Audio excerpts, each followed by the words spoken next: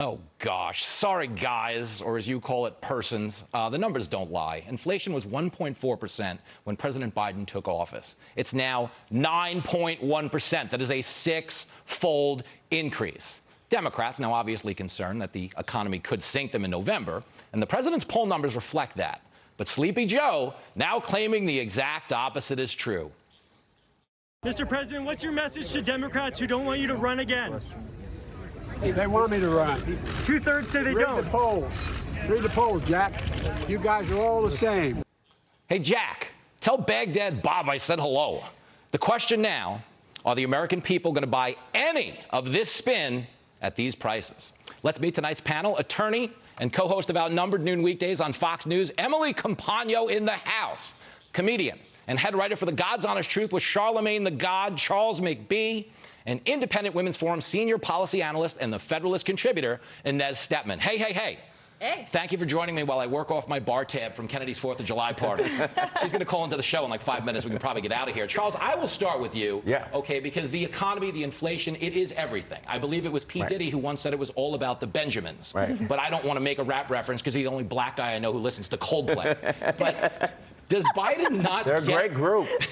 But Are they though? Does Biden not get that people can't take excuses to the store? Okay, he keeps saying, it's Putin's price hike, Republicans, ultra MAGA, mega MAGA. Does he not get it? Yeah, the people that he keeps saying want him to run are Republicans. They're hoping, like, yeah, please run. We want you to run in the next term. No, he gets it, but at this point, he's just throwing Hail Marys. Like, they really don't know what else to do. And he knows that the Democrats are circling. They don't want him to run in the next term. They're circling him like the hyenas did Scar in the Lion King. It's like they are coming to take him out. I see what you did there, because I hit you with the Coldplay reference. That's right. You had to take it black and go Lion King. Exactly. I respect that. It's not, you got to hold on to your street cred. I appreciate that. Emily, if we're being honest, gas prices don't affect someone who gets their car keys taken away as much as you do on the weekend.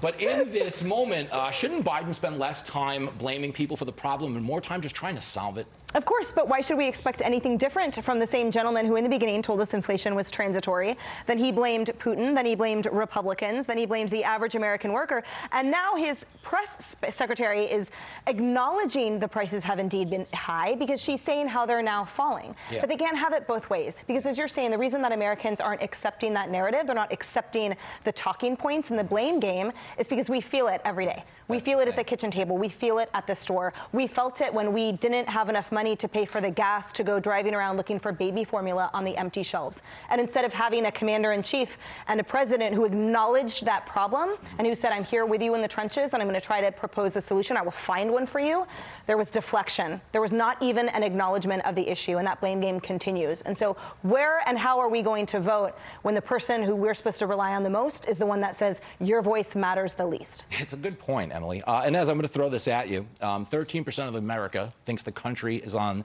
the right track right now, which is the same amount of viewers the way they feel about my hosting right now. It's about 13% think it's going well right now, Jimmy. I feel like you really got a hand on this.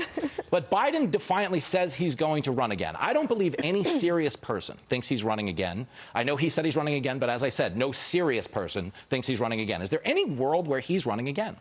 Are we sure that he understands this is running again for president? A 5K? No, I'm running again. I'm chasing the grandkids around the house. Hunter just impregnated another stripper. Look at me run.